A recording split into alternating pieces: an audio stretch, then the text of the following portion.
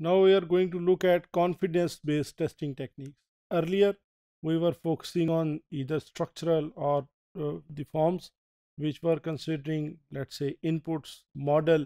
Now we are talking about another form which is confidence-based. This is directly, I mean, इसका जो है counterpart है, ये structural coverage में हम क्या करते थे? Goodness was getting determined by the, let's say, number of statements. Structural kind of concern tha, number of statements, conditions coverage, decisions coverage, modified condition decision coverage, often based on, for example, the control flow, data flow, such kind of things. अच्छा जनाब, अब in confidence based हमारा interest coverage नहीं है. अब जो coverage based जो है ना, ये जो टेक्निक्स जो कि स्ट्रक्चर में थी या स्ट्रक्चर को वो करी थी, उसको हम नहीं कर रहे हैं, बल्कि हम क्या कर रहे हैं, ये फॉल्ट बेस्ड टेक्निक है. We do not directly consider the artifact of the, let's say, structure code. We look at test set with high ability to detect fault.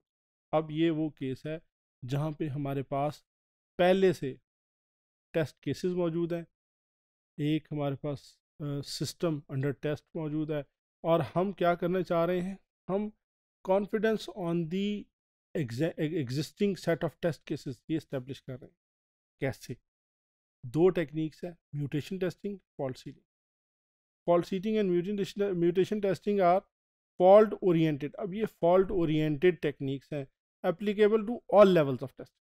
देखिए, आप एज इंटीग्रेशन क्या कहना चाहिए, टेस्टर काम कर रहे थे, या आप डेवलपमेंट मैनेजर थे, you wanted to find out कि क्या यानी कवरेज तो 100% है, क्या ऑल टेस्ट केसेस वाकई हर एंगल को कवर कर रहे हैं या हर पार्ट ऑफ द सिस्टम में जा रहे हैं.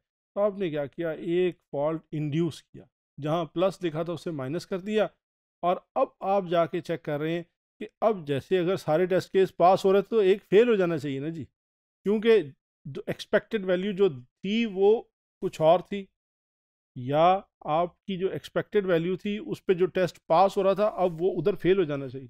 और अगर वो फेल नहीं होता तो आपके लिए कोई अलार्म बेल रिंग कर जाएंगी कि ये हुआ क्या है, मैंने n+1 किया था जब भी टेस्ट पास, n-1 किया जब भी टेस्ट पास. तो यहाँ पे आपके यानी गुडनेस ऑफ द टेस्टिंग, आपके जो टेस्ट केसेस हैं उनकी क्वालिटी आपको पता लग जाएगी. Fault seeding, mutation testing are fault oriented techniques applicable to all level. In fault seeding, predefined number of artificially generated errors are shown into the program code, whereas in mutation testing we show one fault at a time. Fault seeding में जनाब आपने 8, 10, 15 आपने fault seed कर दिए into the system. Mutation testing में we show one fault at a time. This means अब हमारे पास एक ओरिजिनल प्रोग्राम बन गया, एक म्यूटेंट वर्जन बन गया. मेरे पास लेट से 15 टेस्ट केसेस थे, अब मैं इस दोनों सिस्टम्स को सब्जेक्ट करूंगा या गुजारूंगा उन 15 टेस्ट केसेस से. ओरिजिनल में अगर सिस्टम पास हो रहा है और म्यूटेंट वर्जन फेल हो रहा है, वहाँ पे एक टेस्ट केस फेल हो रहा है, या दो फेल हो या सारे के सारे फेल, अब मुझे पता लग गया कि ये फॉल्ट पकड़ा गया, या ये फॉल्ट एक्चुअली जो मैंने इंड्यूस किया ये फॉल्ट ही था, या इससे मेरा सिस्टम की वर्किंग, मेरा बिहेवियर चेंज हो गया. Test runs are used to detect these faults, and we examine ratio between actual and artificial errors based. अब देखिए, इस प्रोसेस में आपने चेंज किया तो मे बी कि आपको एक ऐसा फॉल्ट मिल जाए जो पहले अनकवर्ड नहीं था, या आपको दोनों सूरतों में सिस्टम का बिहेवियर सेम रहा, जिससे आपको पता लग गया कि एटलीस्ट इस सिस्टम, इस फॉल्ट को जो कि मैंने अभी खुद इंड्यूस किया है, इसको एक्सट्रैक्ट करने के लिए मुझे एक और टेस्ट केस लिखना पड़ेगा. वो टेस्ट केस लिखा तो उसने एक और फॉल्ट भी निकाल दिया. आपके पास एक आ गया, लेट्स से आपने एक फॉल्ट ऐड किया था और अब चूंकि टेस्ट केस एक ऐड हो गया तो दो फॉल्ट निकला है. आपको पता लग गया जी, ratio between actual and artificial errors. ये आपको क्या करेगा, ये इस किसी थोड़ा सा हम आगे जाएंगे, उसमें थोड़े से एक दो वेरिएबल्स और फील्ड्स ऐड करेंगे, तो ये आपको बताएगा कि गुडनेस ऑफ योर टेस्टिंग है क्या.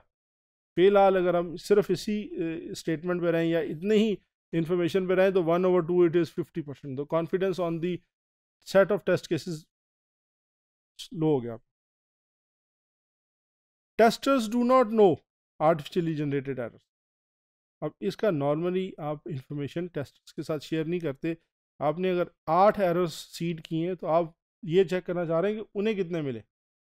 अगर उन्हें 6 मिले तो दिस मीन्स के 2 एरर्स जो आपने डाले थे वो अभी उधर हैं, वो लाइव हैं।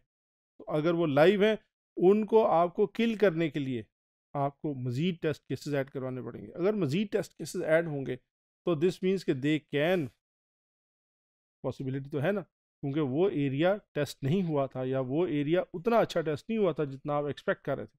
तो अब ये होगा कि आपके मज़ीद टेस्ट केसेस ऐड हो।